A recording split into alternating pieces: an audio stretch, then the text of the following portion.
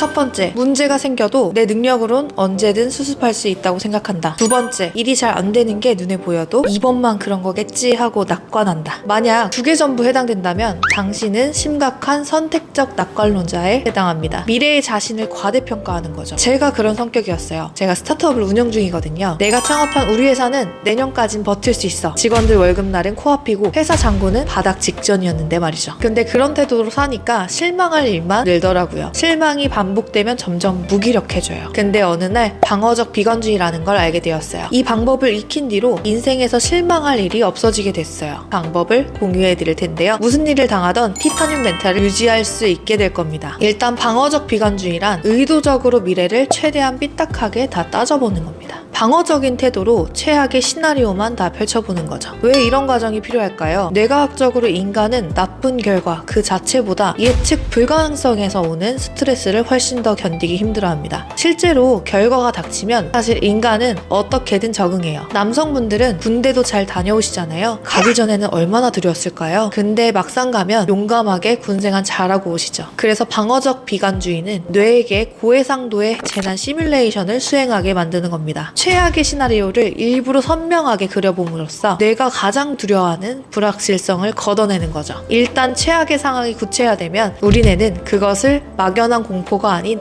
관리 가능한 문제로 재정의합니다. 이미 머릿속에서 한번 겪어냈기 때문에 내성이 생기는 거죠. 긍정적인 척하면서 불안을 억누르는 사람은 결국 불안에 잡아먹히는 경우가 많아요. 밝아 보이던 사람이 어느 날 갑자기 무너지는 경우가 많다는 거죠. 반면 불안을 정면으로 마주하고 생각하는 사람은 지금 당장은 예민해 보일 수 있어요. 하지만 오히려 장기적으로는 압도적인 성과를 냅니다. 특히나 사업을 하시는 분들은 더 그래요. 성공한 많은 CEO들이 겉으로는 여유로워 보여도 속으로는 수십 가지 최악의 시나리오를 검토하고 대비해 두는 경우가 많죠. 그들의 자신감은 근거 없는 낙관이 아니라 철저한 대비에서 나오는 경우가 많은 것 같아요. 근데 기업인들 인터뷰 보면 긍정적으로 생각하는 게 중요하다던데요? 스티브 잡스 이런 사람들도 미친 듯한 낙관으로 세상을 바꾼 거잖아요. 맞습니다. 사실 어떤 일이든 시작할 때는 낙관이 필요하다고 생각해요. 하지만 시작하는 힘과 버티는 힘은 다르다는 거죠. 이 미묘한 사실을 가장 잘 설명해주는 개념 중 스톡데일 패러독스라는 게 있습니다. 베트남 전쟁 당시에 포로 수용소에 갇혔던 미국 장교 제임스 스톡데일의 이야기인데요. 이분은 8년이라는 시간 동안 포로 생활을 하다가 결국 살아서 돌아왔습니다. 나중에 기자가 물었죠. 누가 가장 먼저 죽어나갔습니까? 스톡데일의 대답은 꽤 충격적이었습니다. 낙관주의자들이 가장 먼저 죽었습니다. 낙관주의자들은 이번 크리스마스에는 나갈 수 있을 거야 라고 믿었대요. 크리스마스가 지나면 부활절에는 나가겠지 하고 또 믿고요. 그렇게 기대와 실망을 반복만 하다가 결국 마음이 꺾여서 죽어나갔다는 겁니다. 반면에 스톡데일은 달랐습니다. 나는 결국에는 여기서 나갈 것이다 라는 낙관적 전망은 하지 않았고요. 동시에 당장은 나가지 못할 것이며 내일도 고문을 당할 것이다 라는 잔혹한 현실을 똑바로 직시했습니다. 결과에 대한 믿음은 잠시 있되 과정에 대한 비관을 냉정하게 하는 것, 이게 오히려 장기적인 생존 확률을 높인다는 거죠. 포로 생활이든 사업 생활이든 인생 전체든 말이죠. 자, 그럼 이제 이론은 알겠고 당장 어떻게 실천해야 할까요? 제가 실제로 써먹었던 사전 부검이라는 기법을 공유해 볼게요. 보통 사람이 억울하게 죽으면 사후 부검을 하죠. 이건 반대입니다. 내가 하려는 일이 억울하게 망했다고 가정하고 미리 부검해 보는 거예요. 방법은 아주 간단합니다. 딱 10분만 시간을 내서 3단계를 따라해 보세요. 첫 번째,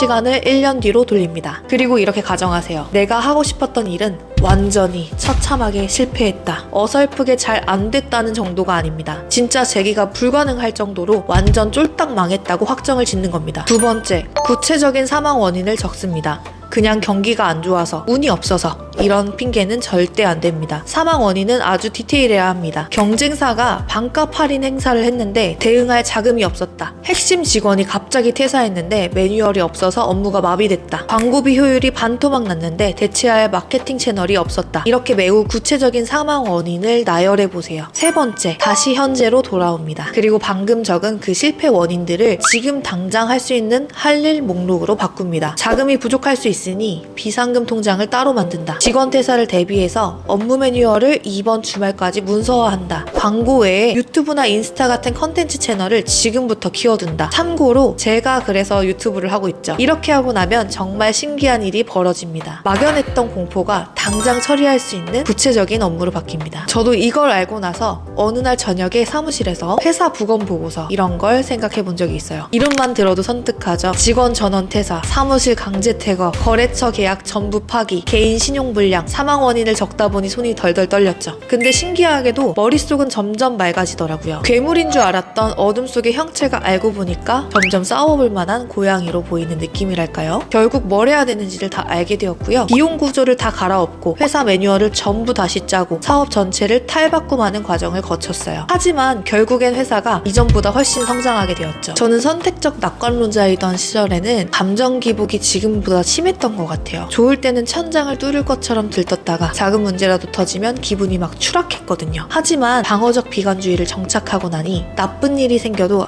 예전에 생각해본 그 상황이네? 그냥 이렇게 덤덤하게 생각합니다. 여러분들도 오늘부터는 막연한 낙관 대신 살짝 삐딱하고 차가운 비관으로 삶을 단단하게 지켜내시길 바랍니다. 다음 영상에서도 언제나 그랬듯이 좋은 통찰을 나눌 수 있도록 좋은 내용들 가지고 오도록 하겠습니다. 시청해주셔서 감사합니다.